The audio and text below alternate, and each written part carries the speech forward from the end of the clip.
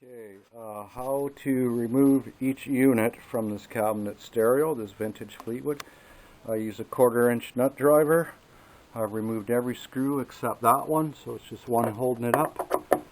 Now I will remove that, unplug the power cord, just unplugs, and lift this off. And then put the back aside.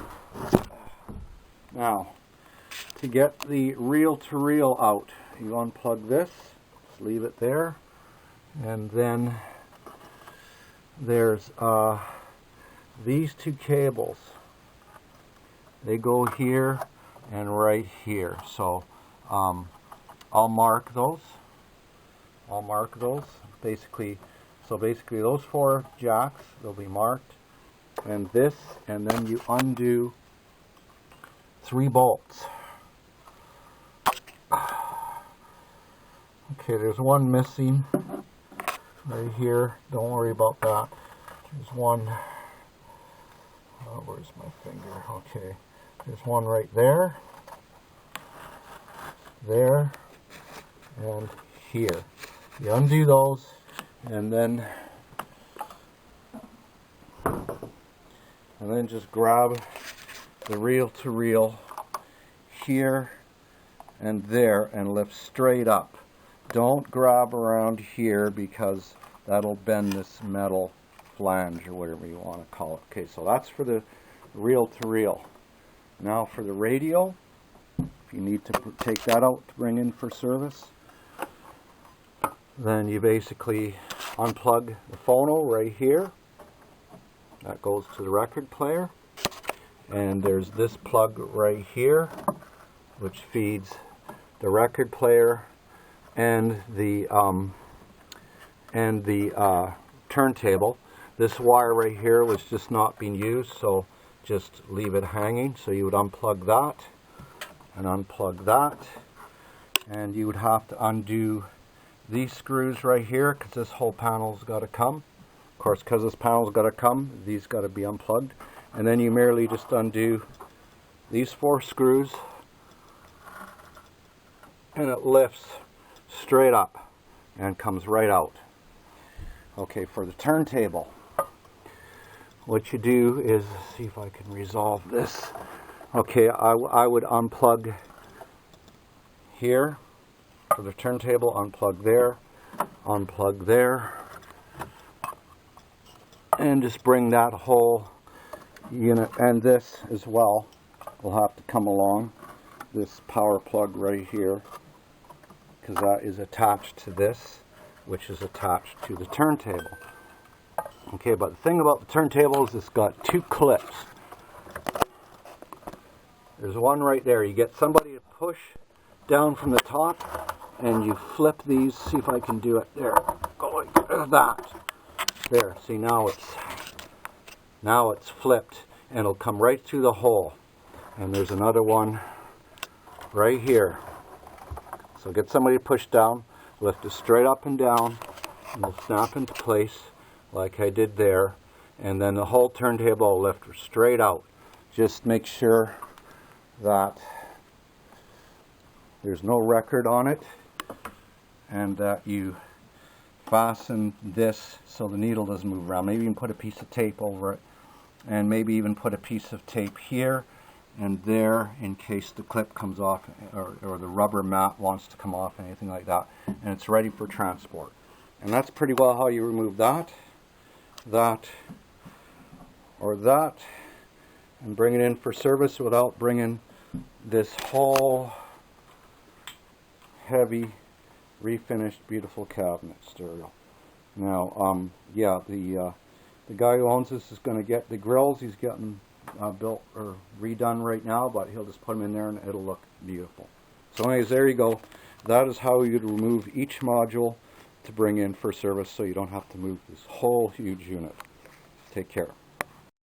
Okay, one other thing you have to remove if you're bringing this along is the FM antenna. That's the internal antenna. AM antenna goes here. Usually you don't need that, but if you're in a fringe area, hook up a long wire to it. That's all you need. But yeah, this as well. And if you want to plug in an MPEG-3 player or a DVD player, audio, anything like that, you plug it in here, the playback. So it would be this jack right here. It's called playback on the back. And yeah, basically that should do it. So you should be able to, you would put it on tape to play your MPEG-3 players and your MPEG-3s through this. So this is the audio input. This is audio out if you want to record from the radio or record player. That's called record. That's called playback. Playback MPEG-3 and all that. Record for recording off of records onto a modern device. And that pretty well does it. Nice little stereo. Totally sentimental to my buddy. Anyways, there you go. I'm going to put the back on and wrap this up. Okay, to use the reel-to-reel, you press tape right there. This button, which is off, has to be down. That turns the unit on, as you can see. So anyways, we'll put it to tape. There's your volume. Okay, now, here's the thing about feeding tape. I've got a tape in there. I like to pull this cover off. It's held by one center pin right there, and it just drops in place. So now what you got to do is get the tape. Let's see if I can do this with one hand. Okay, so you get the tape, make sure it's not all twisted up and stuff, and then you hold it taut, and it's got to go on that side of the post and that side of the post as well. So watch me feed it. I don't know if I can do this with the... Okay, let's see. Okay, so like that, like that, like that. Okay, so now what you want to make sure is that, okay, you see the two heads? Let's see if I can, okay, there's the two heads. There's a little cushion in there. It's got to fit. Let me just get a pencil. No, screwdriver will work. Anyways, what you want to do is make sure the tape goes in between there, good, between the head. I don't know if you can really see it that well. Okay, there's the head right there. There's the two heads. There is a little cushion right here that you want to avoid. Make sure it's in between there. And basically, just get it in front of the heads, but on this one, there's a little piece of foam that pushes against the tape. There's not a lot of clearance there, so you got to get it between them. So let me feed it, and then I'll come back. Okay, so I've got the tape through, and now I'm going to put it onto the reel, and I'm just hanging on to it, and then I bring the reel around so I get this slot lined up. Okay, now let's see if I can do this with one hand. Go like so. And what you want to try and do is put this leader tape, without twisting it, into, it's almost impossible to do with one hand. Anyways, go like that. So I basically got it around here. Make sure it's flat, make sure it doesn't twist, and then go like that in the slot. Okay, then spin it around holding it.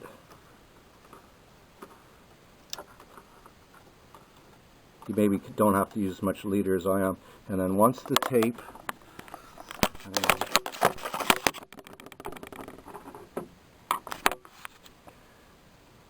now once the tape covers over that, now it anchors it. Now you can let go and just feed it a bit. And there you go. Make sure that you are in the right place. You can see everything's good, and then hit play. And of course, I guess I got to turn it on. Stereo. Now it's tube. Now I use the stereo. There is a little flat spot in the new wheel. There's not much I can do about that. It does make a bit of noise, but as it warms up, generally just use stereo press that button down. Okay, so now we turn up the volume. Oh, wrong speed. Speed's right here. There we go. Turn it down a bit. Okay, and if you want to reset the counter, you spin it until all the zeros, and then you just keep spinning. There is no reset button. So that's play. That's fast forward. And that's rewind. Okay, and if you want to record, then you twist this to record and push it to start. But this thing has an issue with the erase head's not working. It looks like it's defective. Good luck finding another one. So my buddy's going to have to get a bulk tape eraser so he can just erase these tapes before he records over them. He's got a whole bunch of blanks, so I doubt he'll record over anything anyways. But that's basically how you use it and thread it anyways. And then if you want FM, you press FM. There's FM, tune it. AFC on and off, I usually just leave it on. Stereo on or off. Volume, balance, bass, treble, tuning. And then if you want the phono, press here and play your record. Just either manually play it, go like so, switch it to manual, and then just lift up, move the needle over, drop this arm down, and it'll play. And when it gets to the end of the record, it'll shut off. Or if you want to shut it off while it's in the middle of play, just hit auto and it'll shut off. There's your speeds. Now actually I think if you hit auto it just restarts. You've got to basically let it go to the end or pick it up, drop it off, then switch it to off. And that's basically how you use this older, simple, vintage piece of electronics. Boy, I wish that wheel was quieter, but tough to get them, you can't find them, and you're just going to have to live with that. When you put the covers down, it's not so bad. So anyways, there you go. That's how you thread a tape. Again, just be careful that this little piece of foam right here and this head, you got to get the tape in between there and in there and there as well. And that's basically how you feed it. Then I showed you how to anchor it on there. And then of course when you rewind, you know, the tape will just, there we go, hit stop. Then what I like to do with tape is make sure it's tight, and then I turn it. Let's see if I can do this. I don't know if I can do this one-handed, but what I do to store the tape is I turn it sideways and then feed it. It's a little tricky. Hopefully you can see this. I just lift up that flange and slide it under like that. So basically it's like that. I lifted up the flange, I turn the tape sideways, and I slid it in there, and it holds it securely so it doesn't unravel everywhere. So anyways, there you go. That's how you use an old vintage Fleetwood stereo. And I also forgot to mention, when you finish with this unit, hit this button right here off, and the motor will shut off with that noisiness. And there you go. Hopefully one day we can find a better wheel than that. These units can be pulled out and brought in individually for servicing. So anyways, there you go. And there's microphones too. You can switch between radio and microphone right there. And then this is just the level of your recording. There's your VU meter. You'll see it's just has a little display that goes like that, and if it starts getting really tight, then you know, turn your level down a bit. But I doubt my buddy will be doing much recording anyways with this. It's a pretty low quality recorder. Take care. Okay, one thing I forgot to mention to remove this reel-to-reel is these microphones plug in the side. Unfortunately, I got the back on already, but basically you'll see a little channel in there, and then you reach way in there, you can get it by hand, you can unplug them. They plug on the side of the unit. But basically when you take this back off, you'll see the reel-to-reel again, and there's going to be a little channel right here that you reach your hand in, and if you look with a flashlight, you will see these two jacks from these mics. Unplug those, and like I say, then the unit just lifts right out after you undo those bolts and unplug those other things. So anyways, it's all done. It's finished. I would have liked to have got a better wheel, but that was the best we could do. It's noisy, but with the cover down, it is acceptable. So there you go. Vintage Fleetwood stereo, all done. I restored the reel-to-reel, as you can see. FM, AM works. There's FM, stereo, and lastly,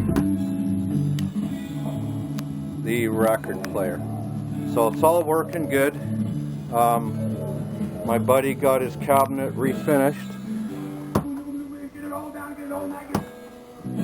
My buddy got his cabinet all refinished, so he's still got to put the speaker cover grills on, but there you go. Anyways, 1960s apparently, Fleetwood Canadian vintage cabinet stereo.